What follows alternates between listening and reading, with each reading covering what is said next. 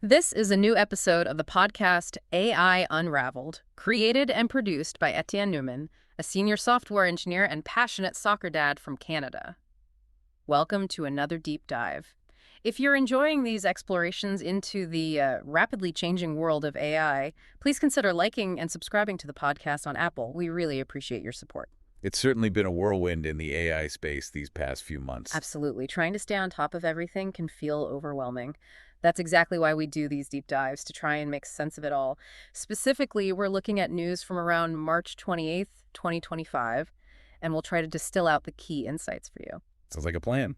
Okay, so we've got a bunch of exciting updates on AI innovations that really paint a picture of where things are headed. What's on the menu for today? Well, first up, we'll look at some big funding news, particularly surrounding OpenAI. Then we'll dig into some fascinating work by Anthropic.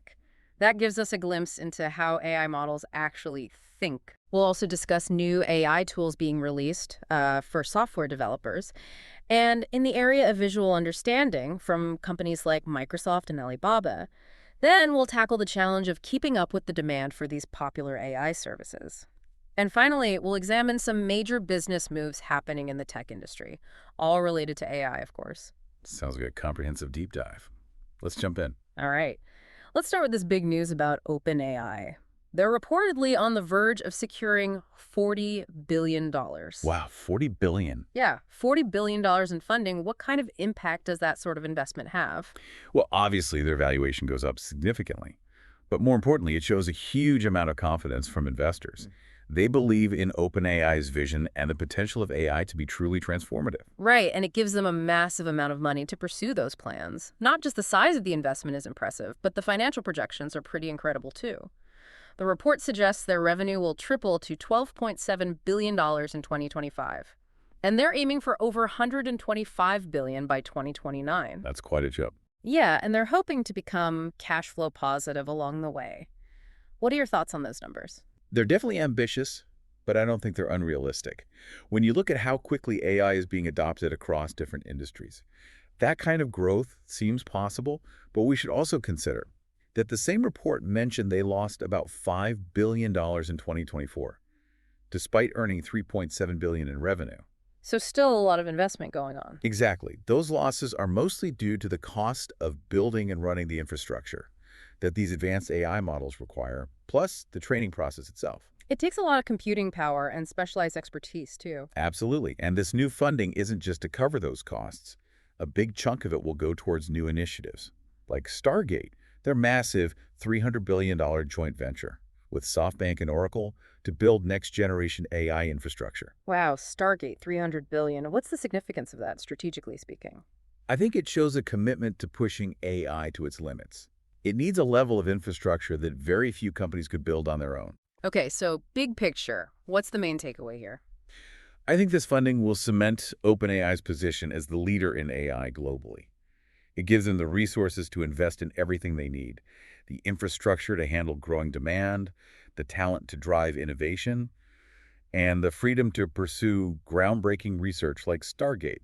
It's going to be very difficult for competitors to catch up. All right, let's move on from big money to something a bit more cerebral. Anthropic, another big player in AI, has been doing some really interesting work, trying to understand how their Claud model thinks. How do they even begin to do that? They're using something called interpretability techniques. Interpretability techniques. Yeah, I know, it sounds a bit technical, but essentially, these techniques allow researchers to see what's happening inside these large language models, instead of just treating them as black boxes. Okay. It's like debugging a complex piece of software, but applied to the intricate network of connections in a neural network. I see. One really interesting finding is that Claude seems to use a universal language of thought. A language of thought. Yeah, and it spans different human languages, like they've observed it in English, French, and Chinese. That's fascinating. It suggests that Claude is developing a deeper level of understanding than just simple translation. It's more about grasping underlying concepts. What could this mean for the future of AI? Well, it could lead to more robust and adaptable AI systems that can handle multilingual tasks, maybe even learn new languages more easily. That would be amazing. Now, this detail really caught my eye.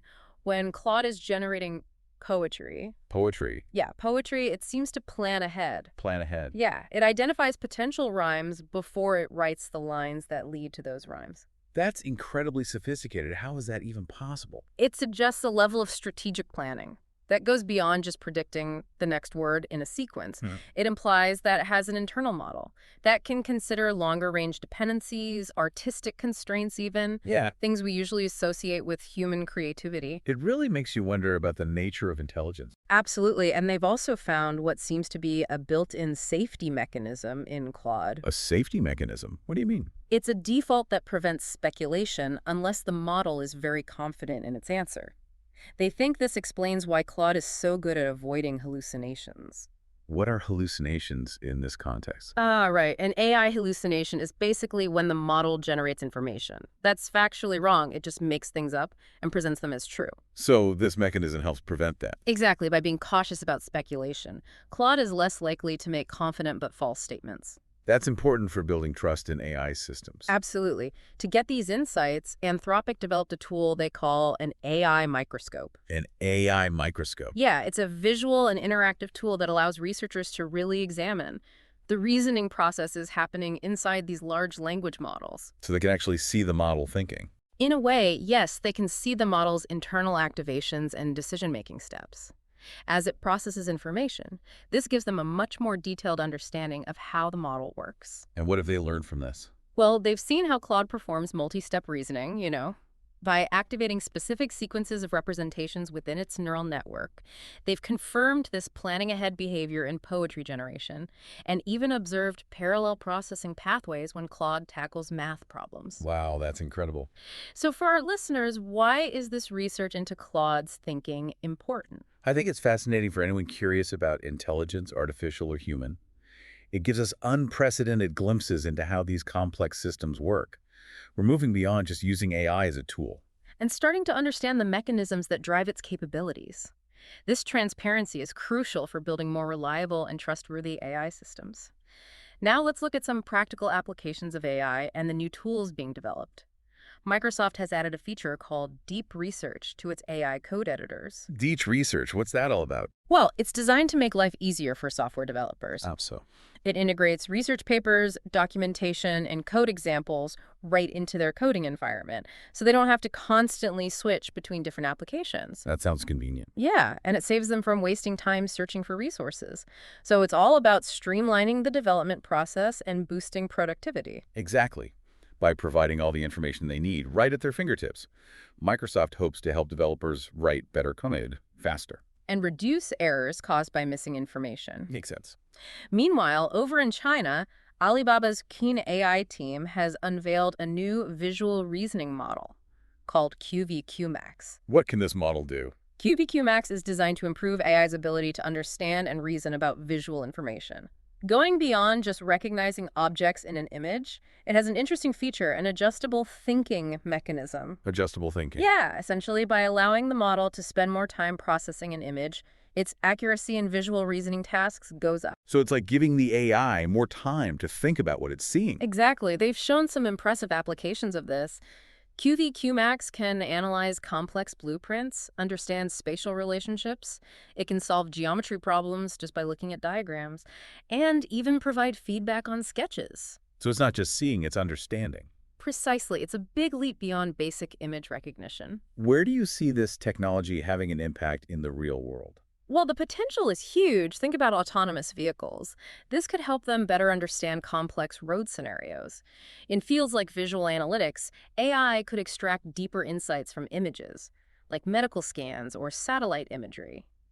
And looking even further ahead, it's a step towards creating truly intelligent AI agents that can understand and respond to the visual world around them, maybe even operate devices or assist in complex tasks. That's a fascinating vision of the future. All these advancements are exciting, but they also highlight the need for massive computing power. OpenAI, for example, recently announced temporary usage limits on ChatGPT. What? They said the demand has been so high, it's actually causing their GPUs to melt. The GPUs to melt. Yeah, it's a way of describing the strain on their computing infrastructure. GPUs, or graphics processing units, are specialized processors. They were originally designed for graphics, but their parallel processing capabilities make them perfect for AI. I see. They can do many calculations at the same time, Hmm. which speeds up the demanding tasks involved in running AI models. So the popularity of these services is pushing the hardware to its limits. Exactly. They'd already delayed the wider release of their image generation feature, and now they're having to implement usage limits across the board. It's a challenge for sure. Yeah, it seems the demand has just outstripped their current capacity. Sam Altman has said they're working on improving efficiency and expanding their infrastructure, with the aim of eventually offering image generation to free users with a daily limit. It's a constant balancing act. Absolutely, they're trying to innovate on the software side, while also scaling up the hardware to meet the growing demand. And the viral success of ChatGPT's image generation probably didn't help. I think you're right. It just shows how computationally intensive these AI models are. Now, let's look at some other interesting ways AI is being used. There's a Harvard professor who's created an AI replica of himself. An AI replica. Yeah, for personalized tutoring. That's an interesting concept. What are the pros and cons of that? Well, on the one hand, it could make expert tutoring accessible to so many more people. Regardless of location or time constraints, it could offer really personalized learning experiences. But there are concerns too, right? Of course, there are always ethical considerations, like the role of human interaction in education, the potential for bias from the professor's own views, and even the implications of creating digital replicas of people. It's a complex issue for sure. On a more concerning note, there are reports that North Korea's new drones might be using AI for autonomous strikes. Autonomous strikes. Yeah, potentially targeting South Korean and U.S. forces. That's worrying. It's a significant escalation in autonomous warfare capabilities and raises serious questions about international security. The potential for unintended escalation is a big concern, as is the lack of human control over lethal force decisions. And it's difficult to establish accountability if something goes wrong. It's a slippery slope. In a different arena, open source developers are pushing back Against what? against AI web crawlers that are scraping their code repositories. Why are they doing that? They're worried about their intellectual property. They don't want their work being used to train commercial AI models. Without proper attribution or compensation, It's understandable. they're trying to set boundaries and protect their rights. It highlights the tension between AI development and digital ownership. It's a debate that's not going away anytime soon. And in some major business news, Elon Musk's XAI has acquired the social media platform X. X, you mean Twitter? Yeah, formerly Twitter, Yeah. for $45 billion in an all-stock deal. That's a huge acquisition. It is. It values XAI at $80 billion and X at $33 billion, including debt. What's the strategy behind this move? Musk wants to integrate XAI's AI capabilities, specifically their Grok chatbot. With X's massive user base and existing infrastructure. So he's combining his AI company with the social media platform. Exactly. He wants to use X's data, AI models, computing resources, and talent pool to accelerate XAI's development. He's been talking about making X into an everything app, like WeChat. Yeah, and integrating XAI is a key part of that vision. He wants to create a more engaging, personalized, and useful experience for users by offering AI-powered services directly within the platform. So we can expect to see Grok and other XAI technologies embedded in X. That seems to be the plan. It positions Musk to create a unique AI-driven ecosystem, which could have a big impact on the future of social media. It's certainly a bold move. There was a lot of other AI news around March 28th as well. OpenAI released an updated GPT-4o. A Chinese AI startup called Butterfly Effect is looking for more funding. AI infrastructure provider CoreWeave adjusted its IPO target, but secured an investment from NVIDIA. Archetype AI introduced lenses for their Newton model. PwC announced an Agent OS for business, and Lockheed Martin is partnering with Google Public Sector on AI for national security. Wow. Seems like AI is everywhere these days. It really does. Every corner of tech and business is being touched by it. And finally, in a bit of a surprise move, WhatsApp has become the default calling and messaging app for iPhones globally. Really? I thought that was just for EU users. Nope, it's a global rollout with iOS 18.2. That's significant, replacing iMessage and FaceTime. It could have a big impact on mobile communication. How so? Well, for one thing, it might affect user privacy. Different apps have different data policies. That's sure. It could also change how other apps integrate with the iPhone's core functions, and it might even intensify competition between messaging platforms. It's a fascinating development. We'll have to see how it plays out. Definitely. It just shows how quickly things can change in the tech world. Speaking of change, with this ever-evolving AI landscape, having the right skills is crucial. Absolutely. And that's where Etienne's AI-powered Djamgatech app comes in. What can this app do? It can help anyone master over 50 in-demand certifications in fields like cloud, finance, cybersecurity, healthcare, business, and more. That sounds incredibly useful. If you're looking to upskill and stay competitive, be sure to check it out. The links are in the show notes. I'll be sure to take a look. So to sum up our deep dive into the AI news of late March 2025, we've covered OpenAI's massive funding round, the incredible insights into how AI models like Claude reason, the advancements in AI tools from companies like Microsoft and Alibaba, the infrastructure challenges facing popular AI services, and those big strategic moves in the tech industry. Like XAI buying X and WhatsApp becoming the default on iPhones. It's been a whirlwind tour of a very active period in the AI world. It really has. And that brings us to our final thought for you, our listener.